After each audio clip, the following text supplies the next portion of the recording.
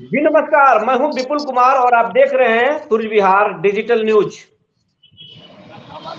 कल पटना के गांधी मैदान में तेजस्वी यादव ने जन विश्वास रैली किया। उस जन विश्वास रैली में इंडी अलायंस के सभी प्रमुख नेता शामिल हुए और बता दिया कि नीतीश कुमार इंडी अलायंस से चले गए, लेकिन इंडी अलायंस पर इसका कोई फर्क नहीं पड़ेगा। और जो जिस तरीके से भीड़ पहुंची थी उससे साफ हो गया कि जिस तरीके से 2019 में एनडीए ने जीत हासिल की थी बिहार में, अब वैसा सीन नहीं है। इस बार लड़ाई कड़ी होने वाली है। इस मुद्दे पर सीधे हम अपने पॉलिटिकल रिपोर्टर कुंदन कंठ के पास चलते हैं। कुंदन जी बताएं, कल की जो रैली हुई है उसके बाद में सुनने में आ रहा बीजेपी बहुत परेशान है। देखिए विपुल जी, एकदम 100% आपने सही कहा। और अगर देखिए तो आप थोड़ा कम कहें, निश्चित तौर पर बहुत भारी भारी भीड़ थी और बीजेपी को इसको देख करके काफी परेशानी हुई है। और यही कारण है कि बीजेपी के जितना नेता है लगातार इस रैली के बाद कमेंट देते नजर आए। राजद सुप्रीमो लालू प्रसाद यादव ने जो मोदी को लेकर कहा था उस पर भी लगातार कमेंट आया। और भीड़ को लेकर भी तुरंत बीजेपी में 4:30 बजे प्रेस कॉन्फ्रेंस होता है और प्रेस कॉन्फ्रेंस कर ये कहा जाता है कि जन विश्वास रैली नहीं, जन अविश्वास रैली हुई है।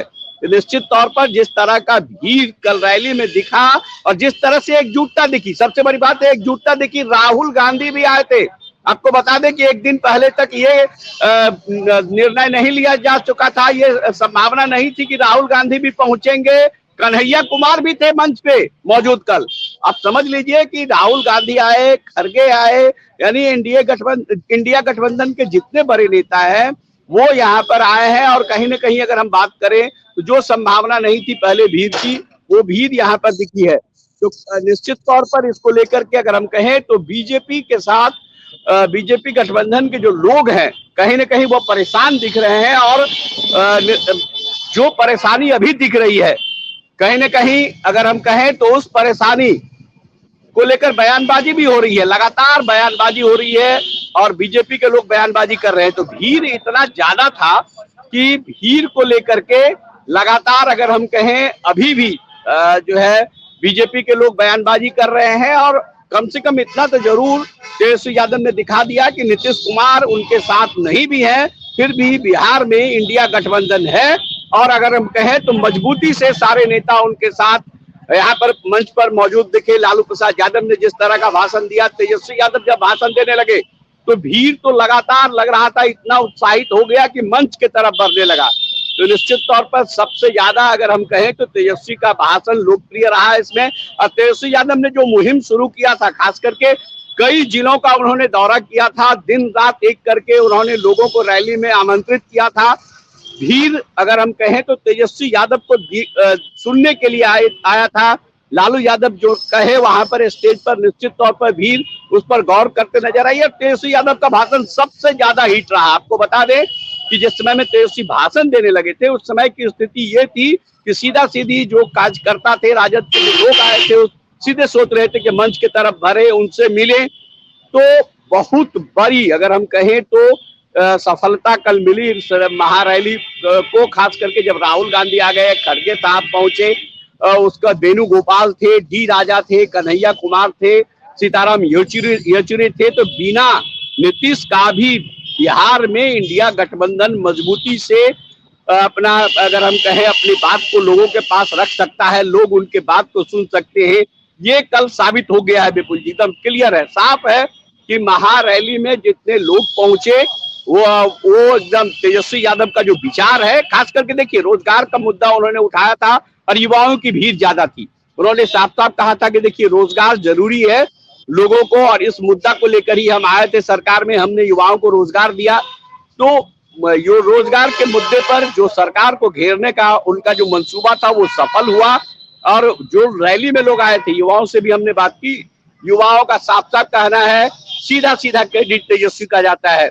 युवा कह रहे थे कि तेजस्वी यादव 17 महीना यहाँ पर आए और कहीं न कहीं जिस तरह से उन्होंने युवाओं को रोजगार देने का काम किया, वो क्रेडिट तेजस्वी यादव का है। मुख्यमंत्री नीतीश कुमार कुछ भी कर ले, क्रेडिट तेजस्वी को जाता है। तो कई तरह की बातें रैली में देखने को मिला। और सबसे बड़ी बात ये थी कि भीड़ जो था तेजस्वी को सुनने को बेताब था, और कहीं ना कहीं तेजस्वी यादव के आमंत्रण पर ही आया था, ये भी साबित कर दिया। दूसरा इसमें ये साबित हो गया कि नीतीश कुमार अगर नहीं भी हैं तो इंडिया गठबंधन मजबूत है। और बिहार से ये संदेश गया है।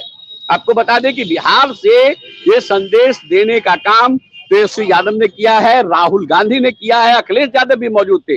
अखिलेश यादव भी मंच से बोले कि बिहार और यूपी में हम बीजेपी को धूल चटा के रहेंगे। 120 सीट अगर घटेगा बीजेपी को तो कहीं ना कहीं केंद्र में सरकार नहीं बनेगी।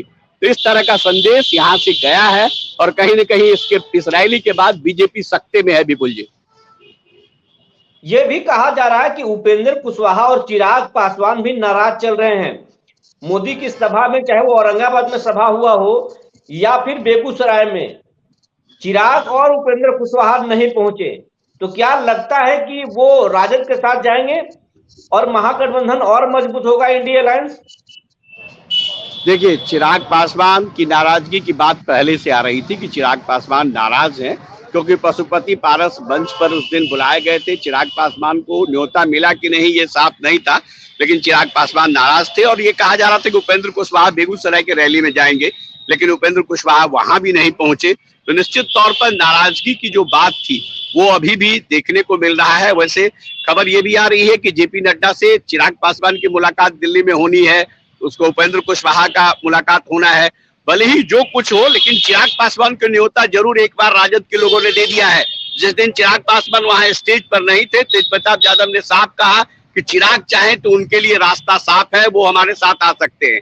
तो नाराजगी या नाराज जो भी एनडीए से होंगे, निश्चित तौर पर वो इंडिया गठबंधन में आएंगे। और अगर हम कहें तो अभी उसकी शुरुआत अभी शुरुआत नहीं हुई है, लेकिन जिस तरह की स्थिति बनी है, उपेंद्र कुशवाहा और चिराग पासवान निश्चित तौर पर एनडीए गठबंधन से नाराज है। ये तमाम जानकारी देने के लिए आपको बहुत बहुत धन्यवाद।